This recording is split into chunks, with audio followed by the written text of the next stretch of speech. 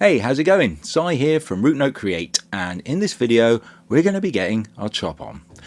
No, not that type of chop. I'm going to be breaking down the fundamentals of sample chopping and providing some great workflows for slicing up your samples in Ableton Live.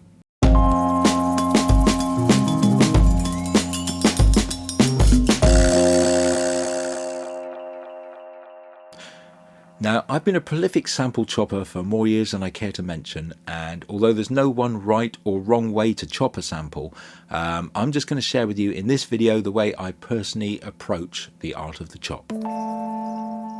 So before we go anywhere near a sampler, the first thing we need to discuss are the different methods that are used to slice up a sample. And when I say slice, I'm referring to the way the sample is sliced or split up into individual segments. So the sample you choose very much determines what slicing method you're going to want to use. The two main methods of slicing a sample in Ableton that I personally use are beat and manual. As a general rule of thumb, samples that are on the grid, i.e. played tightly to a click, are good candidates for using the slicing to beat method, as this automatically slices the sample using specified time signatures, i.e. quarter of a bar, eighth of a bar, half a bar. Alternatively, manual slicing allows you to choose where you want to apply your slice points. This can be great for chopping up more free-form samples, vocals for example, where you might want to chop up the sample according to the lyrics. Or maybe you have a sample that's non-rhythmic with lots of great little bits you want to nab that are sort of spread randomly throughout the sample. For these types of sample, manual slice is going to be your puppy. Okay, so let's get into our first example and grab a sample that is suitable for deploying the slice by beat method.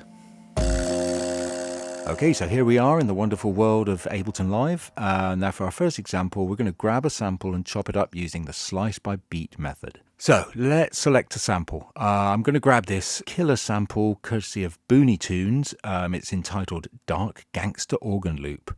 And make sure we set the tempo according to the sample info. It's 85 BPM. I'm going to just double check that it's perfectly on the grid.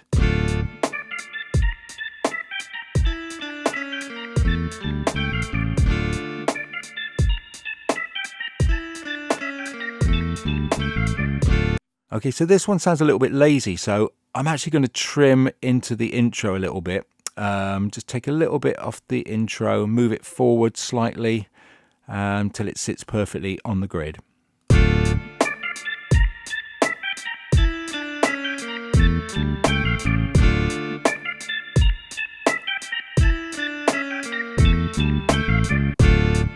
Okay, that's much better. It's actually crucial when it comes to slicing by beat that you get the start and end points perfect and everything is in time to the beat, because Simpler will use the start and the end points as reference points for the slicing algorithm. Okay, now for the fun bit. Let's drag the sample into Simpler. First things first, we need to make sure we're set to slice. So now you should see a bunch of blue lines. These are your all-important slice markers. Now the first thing we're going to do is we're going to set this to gate. This just means that when you release the key or pad, the sample stops playing, which makes for a much less stressful chopping experience. Now the next thing I personally like to do is set playback to through. This in effect removes the end point when the sample gets sliced. You do also have the option of mono playback, which will include the endpoint when you slice it, or alternatively you can go for poly, which means the sample can be played polyphonically, i.e. one sample over the top of another. Next up, the all-important slice by selection. As we're choosing to slice by beat, go ahead and select, you guessed it, beat. You'll notice now next door we have our division options, and this is where you decide on what incremental value you're going to slice by. Let's look at the various divisions. So we're slicing up a 4-bar loop. If you check over here, Simpler should automatically recognize how many bars the sample is when it's dragged in. So if we select 1 bar, you can see it's split the 4-bar sample into 4 parts. Half a bar, we get 8 parts. Quarter of a bar, 16 parts. So it's at this point that we need to decide what value to use, and this will be pretty much determined by what your plans are for the sample. Now, as we have playback set to through, I would always suggest using a coarser value like a quarter or even eighth notes. This way you'll just have more sample start points to play with, and in my book that's always a great thing. So let's set this sample to eighth notes.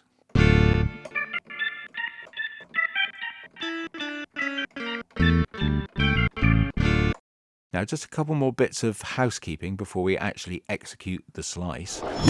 As a rule, I generally make sure warp is turned off, so it's off in this instance, especially if you're chopping drums. I'll discuss the reason for this in a follow-up video, sample chopping video. I also turn velocity down to 0. This means that when the sample's chopped, it will play at the same volume regardless of how hard you press the key or pad, which is generally what you want. However, if you did want your sample to play back with key velocities, then give this a value. Once you've turned off velocity, you can then adjust the volume of the sample. So I'm going to set this one to 0 because it's at a good volume already.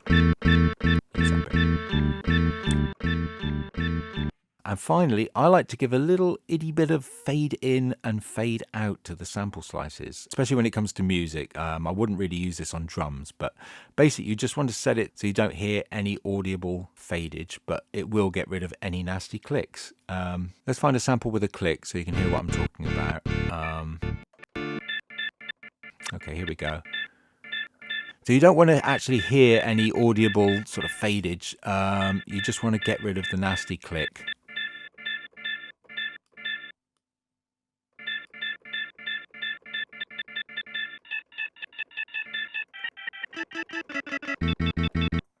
So I think we are ready to slice this beauty up and import all the chopped samples into a drum rack.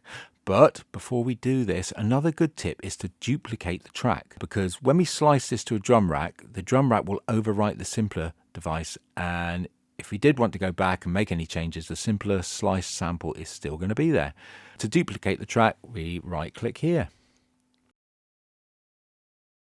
So we are ready and set to slice this sample up and turn it into a drum rack. It's a super easy process. Just right click anywhere in the sample waveform window like this and you'll get this pop-up. Select slice to drum rack and drum roll please. And here it is, Drum Rack City. If you click here, it will bring up what is in effect a simpler for each chopped sample. So you can still go in and edit anything you want. So the samples are nicely spread out now over your keyboard or controller, ready for you to get busy. Shall we have a listen?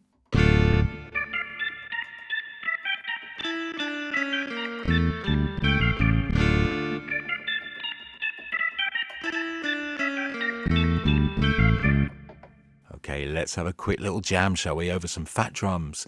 I think we deserve it after all that. I'm going to use some of my drums actually. This is off Barry's Ultimate Fakes and Beats Volume 3. The drums are called Smiling Rhythm. Let's have a little jam, shall we?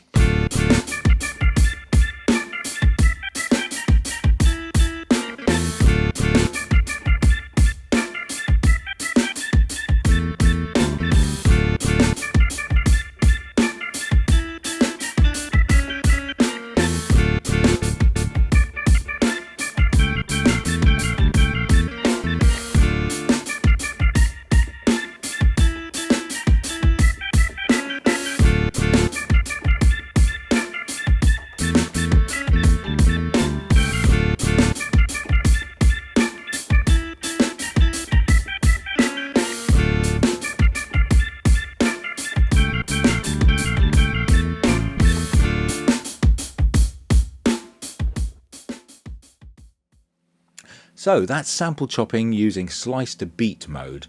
Now let's get a little bit more manual and chop up a sample in real time. So with this manual method, the sample slicing is very much in your hands. For years, I dreamt of being able to chop up samples live in real time. And guess what?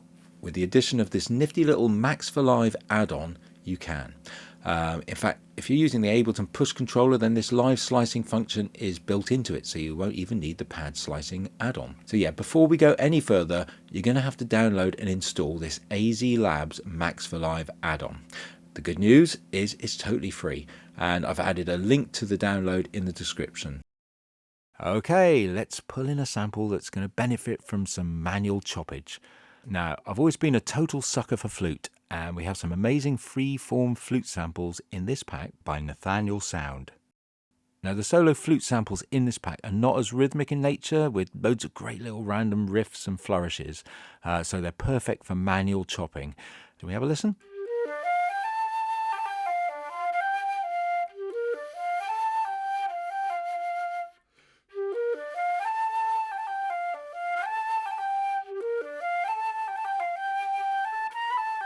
And let's drag it into a simpler.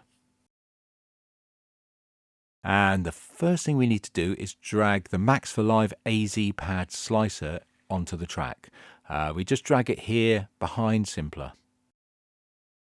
Now we're going to set all the parameters exactly the same as in slice to beat mode, making sure we're in slice mode, do gate, play back through, do the velocity and the volume. I'm actually going to give this one a bit of a volume boost as it is a tad quiet.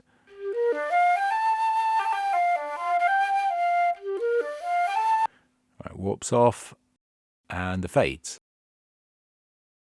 The only thing that's going to be set differently is, you've guessed it, slice by, which now we select to manual. You'll notice how all the blue slice markers have vanished. That's because we haven't added any slices yet. Now I'm going to be using this basic USB MIDI keyboard controller to add the slice markers. So first we find the root note of the sample on the keyboard. Here it is. We can see the sample triggering in simpler as I press it. In order to add a slice, it's just a case of pressing any key on the keyboard to the right of the root note.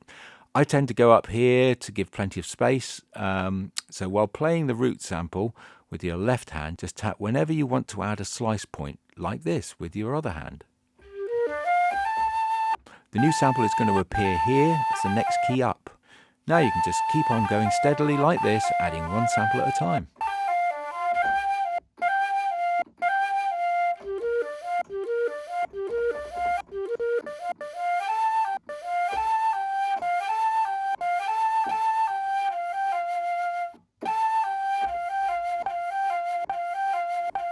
Okay, if you're feeling adventurous at this point, we could just go rogue. Let's try chopping the rest of it live in one go, like some kind of sample Jedi.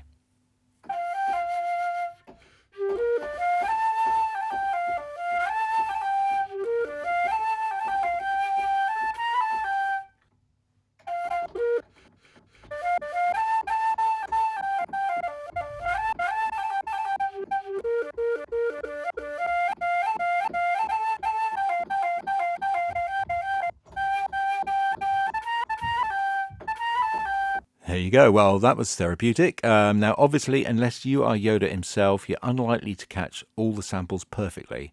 You can either tighten up the samples here in simpler by going in and adjusting the start points like this, or you can edit the sample points once you've exported the sample to a drum rack.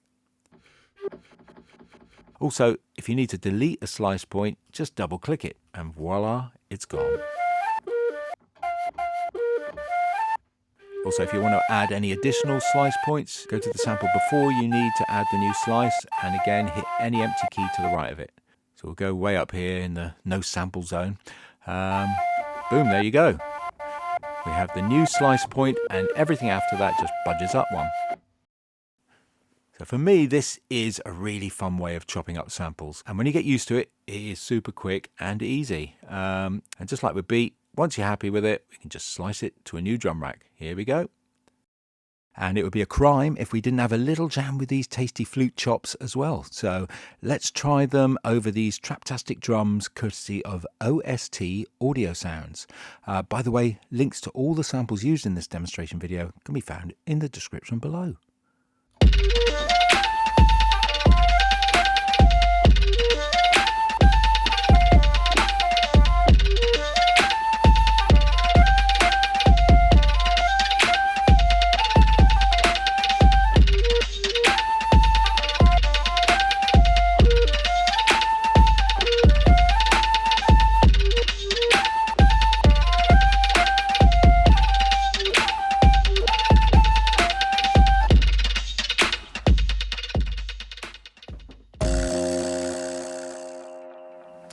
there you go. That's how I get my sample chop on. I hope this video has helped inspire you to start chopping up your samples. Or if you've been looking for a nice efficient Ableton Live sample chopping workflow, then hopefully this video has given you some pointers. Of course, if you approach things differently or don't think these methods are for you, then that's totally fine. Everyone works differently, you know, and everyone should sort of try to develop a way of working that suits the way they make music. I just wanted to break down my methods for you because when I first moved over to Ableton from hardware samplers, it took me quite a while to fine-tune and perfect my Ableton chopping game. Oh, and if you want to follow along with what I'm doing in this video, I've made a sample collection on RouteNote Create, and it's linked in the description below, so you can download the samples and follow me and everything I've done in this video. Finally, if you have any comments or any additional chopping tips, it would be great to hear them, so drop them down there. And obviously it goes without saying, if you want to stay up to date with everything, like, subscribe, and ring that notification bell. I'm planning to drop a follow-up sample chopping tips and tricks video where I go a bit deeper, so a bell ding will definitely keep you notified of that. So until next time, happy chopping.